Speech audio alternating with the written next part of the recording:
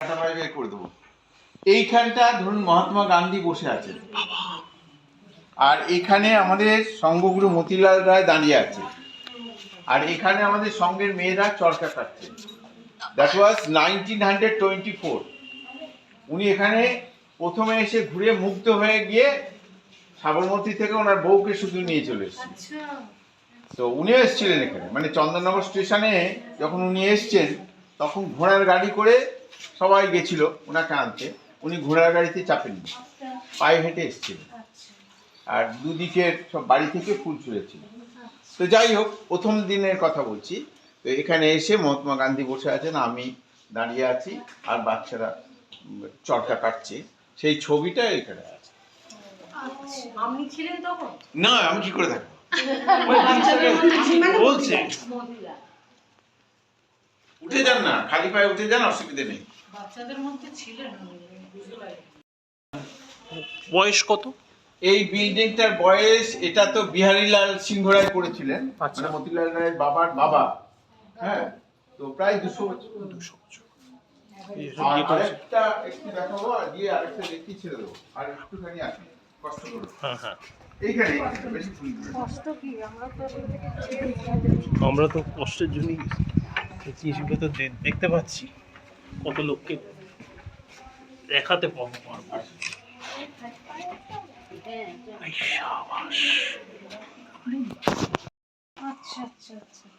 এই বাড়িটার সংস্কার কার্যে আমরা হাত দিয়েছি। অলরেডি ছাদটা অলরেডি ফেলে দিয়েছি।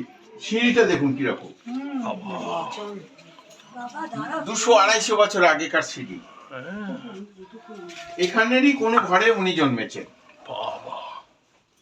মতিলাল রায়। আচ্ছা, মতিলাল রায় কি কি আন্দোলনের সঙ্গে যুক্ত ছিলেন, কি ছিলেন? উনি প্রথম দিক থেকেই মানে সহিংস আন্দোলনের সঙ্গে, মানে গোলা বন্দুক বোমার নিয়ে কারবার। সবাইকে তো জায়গা দিতে হবে, ওইখানে চলে যাবে।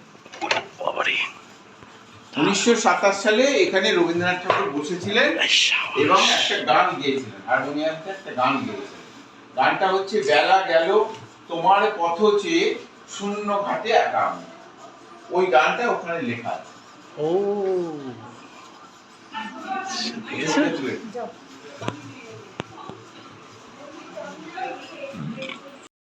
এবং প্রফুল্ল চাকী যে মুজাফফরে গিয়েছিল, যখন ক্ষুদিরামকে এনে প্রফুল্ল চাকীর মৃতদেহ দেখানো হলো, ও নাম বলতে পারলো না, অন্য নাম বললো।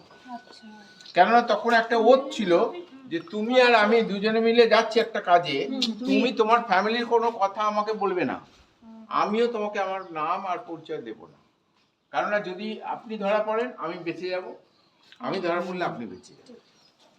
সেলুলার জেলে গেলে দেখা যায় যে কতজন বিপ্লবী।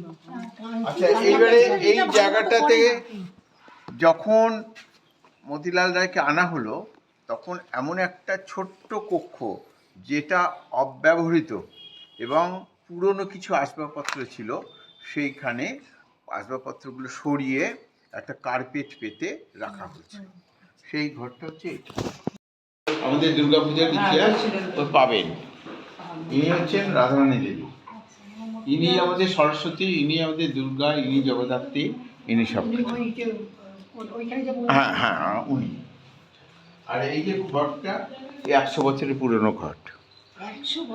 হ্যাঁ, এবং কথিত আছে যে কানাইলাল দত্ত, রাসবিহারী ঘোষ, উল্লাসর দত্ত, বাঘাযতীন তারা বিপ্লবে নেওয়ার আগে এই ঘর ছুঁয়ে শপথ করেছিলেন।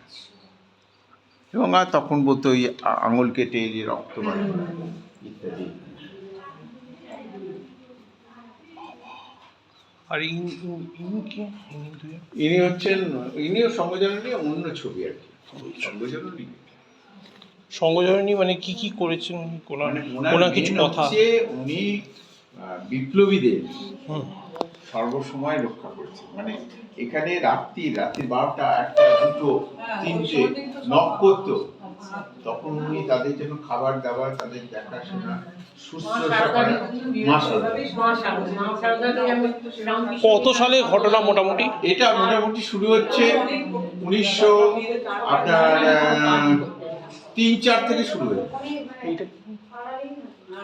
এটা ওই আমাদের ওই যে হরিশ্চন্দ্র দত্ত মারা গেছেন যখন তখন।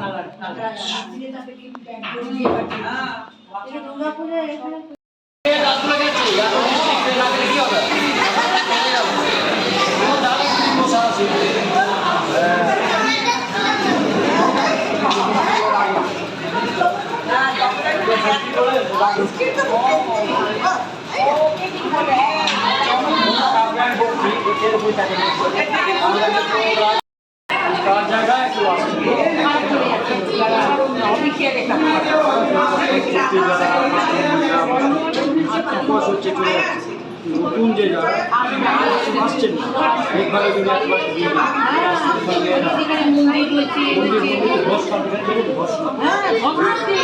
মানে ভেঙে পড়ছে একবারে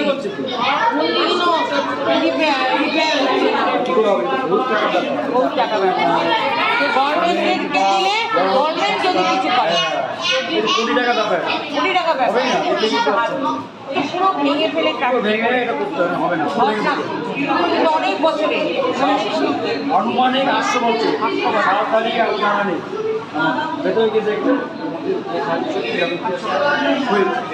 জমিদার তৈরি করেছে খালিটা করছিল এটা চুরি হয়ে যাওয়া তার সমস্ত গয়না হয়ে আছে চুরি হয়ে যাওয়ার পর মানে বাবা আমার এখানে আসতে এখানে